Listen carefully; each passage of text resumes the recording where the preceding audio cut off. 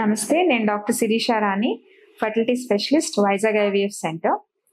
So నేను ఈరోజు diabetes గురించి మాట్లాడదాం అనుకుంటున్నాను. ఈ ఫర్టిలిటీ ట్రీట్మెంట్స్ తీసుకునే వాళ్ళు డయాబెటీస్ ఉంటే కనుక ముందుకు వెళ్ళొచ్చా అని డౌట్ ఉండొచ్చు. సో దీని గురించి చెప్దాం అనుకుంటున్నాను. ఈ ఈ ఫర్టిలిటీ ట్రీట్మెంట్స్ ఏదైనా కానీ, అది ఐయుఐ అవ్వచ్చు, ఐవీఎఫ్ అవ్వచ్చు, లేదా ఓవ్యులేషన్ ఇండక్షన్ అవ్వచ్చు, షుగర్ కంట్రోల్ లేకపోతే మాత్రం ట్రీట్మెంట్ స్టార్ట్ చేసుకోకూడదు. జనరల్ గా లేడీస్ లో ఈ డయాబెటీస్ వల్ల ఓవ్యులేషన్ డిస్టర్బెన్స్ ఉండొచ్చు, మెన్స్ట్రల్ సైకిల్స్ డిస్టర్బెన్స్ ఉండొచ్చు.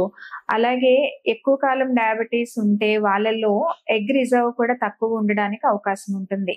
సో వీళ్ళలో ఇన్ఫర్టిలిటీ శాతం కొంచెం ఎక్కువగానే ఉంటుంది. సో అందుకని ఎప్పుడైనా కానీ ఈ ట్రీట్మెంట్స్ స్టార్ట్ చేసుకునే ముందు HbA1c అనే టెస్ట్ చేస్తాము. అది మేల్ కైనా కానీ ఫీమేల్ కైనా కానీ. సో ఇది <7 ఉంటేనే మనం ఏ ట్రీట్మెంట్ అయినా స్టార్ట్ చేసుకుంటే బెటర్. అలాగే ఈ డయాబెటీస్ కంట్రోల్లో లేనప్పుడు ఈ ఓవ్యులేషన్ డిస్టర్బెన్సెస్, ఈ ఎగ్స్ తక్కువగా ఉండడం కాకుండా అండ్ ప్రెగ్నెన్సీ లాసెస్ కూడా ఎక్కువ ఛాన్స్ ఉంటుంది.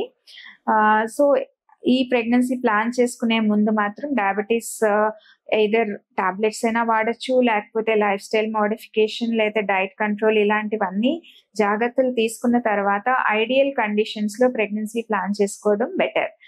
మేల్కి వచ్చేసరికి ఈ అన్కంట్రోల్ డయాబెటీస్ వల్ల ఎరెక్టైల్ డిస్ఫంక్షన్ ఉండొచ్చు అండ్ స్పర్మ్ తాలూకా క్వాలిటీ కానీ మొటిలిటీ కానీ తగ్గడానికి ఆస్కారం ఉంటుంది. సో ప్రెగ్నెన్సీ రావటం కొంచెం వీళ్ళలో ఇబ్బంది ఉండొచ్చు. అలాగే డిఎన్ఏ ఫ్రాగ్మెంటేషన్ అన్నది డయాబెటీస్ లో ఎక్కువగా ఉంటుంది. సో ఈ డిఎన్ఏ ఫ్రాగ్మెంటేషన్ వాల్యూ 30 కంటే ఎక్కువ ఉంటే కనుక మనం ఈ ట్రీట్మెంట్స్ సక్సెస్ తగ్గడానికి అవకాశం ఉంటుంది. అందుకే ఈ డయాబెటీస్ కంట్రోల్ చేసుకుంటా యాంటీ ఆక్సిడెంట్స్ వాడి అప్పుడు ట్రీట్మెంట్ కి ఏ ట్రీట్మెంట్ అయినా కానీ ఐయుఐ కానీ ఐవీఎఫ్ కానీ వెళ్తే సక్సెస్ రేట్ ఎక్కువగా ఉంటుంది.